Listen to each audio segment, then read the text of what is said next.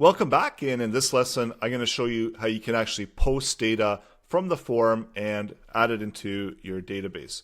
So we've got our database here, and we saw earlier with Postmaster how we can add content, and we also saw how we've got the structure to add that content in. So now we just need to update our code. And we already have quite a lot. I'm going to just remove out some of this excess here, so we don't need all of these commented out. And the load page is done and ready to go. So the next one that we want to look at is the submit. So on the submit, what we want to do is we want to post some data. So let's grab our post that worked over here and pop it into this event.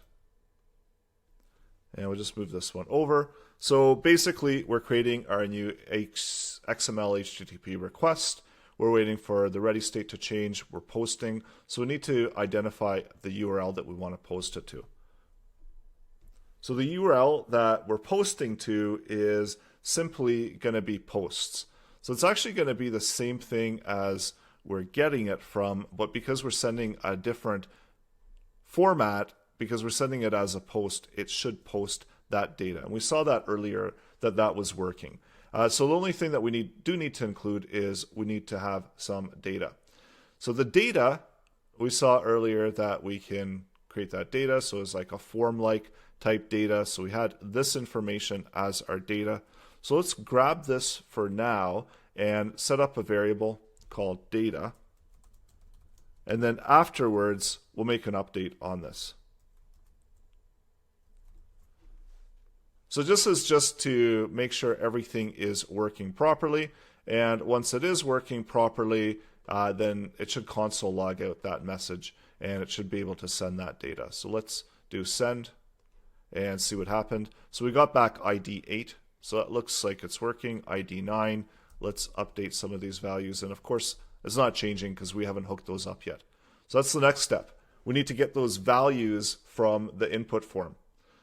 So let's go ahead, and we got to do a bunch of query selectors here to get these values. So let's do that. So variable first is just double checking if I've already used it. So we're going to use document, and we use query selector. So query selector is so much more fun to use.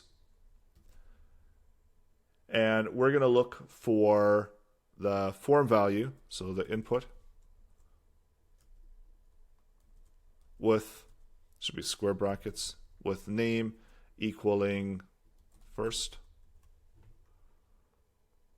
And just double checking that it is first. So we're grabbing that, and we want to grab out the value of that. And so instead of John, let's update this, and we're going to do first. And now whenever we add in a new value here and send, we see that's picking up that value. So that's working. So let's do the same thing for last and also for company. And let's do some quick updates to the values here. And then we should be able to just pop those in, and everything should be working properly. So we've got company, and update this to last, and update this to company.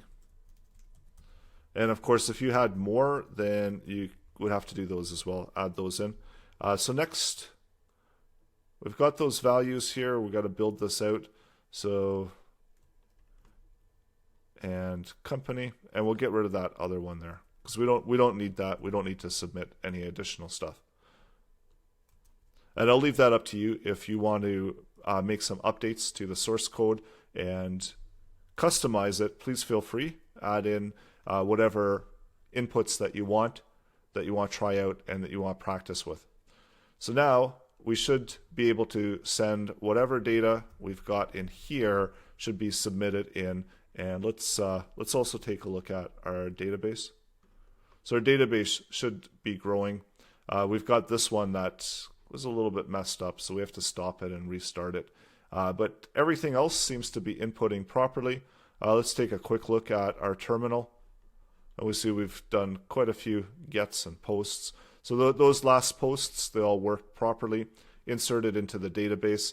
So that's it. So now we can actually go through to them, and we can see that we've got 6, 7, 8, 9, 10, 11, and so on and so on.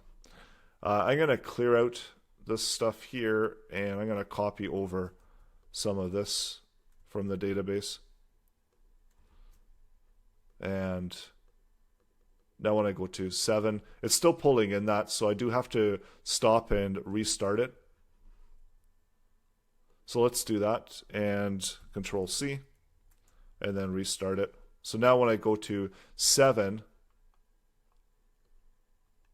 so it's 1, 2, 3, 4, 5, 6, 7. So let's fix that. So it's not showing up all of that ugly default code that we had sitting in there. So go ahead and try this out for yourself. And the next step is to hook up search. So that's coming up next.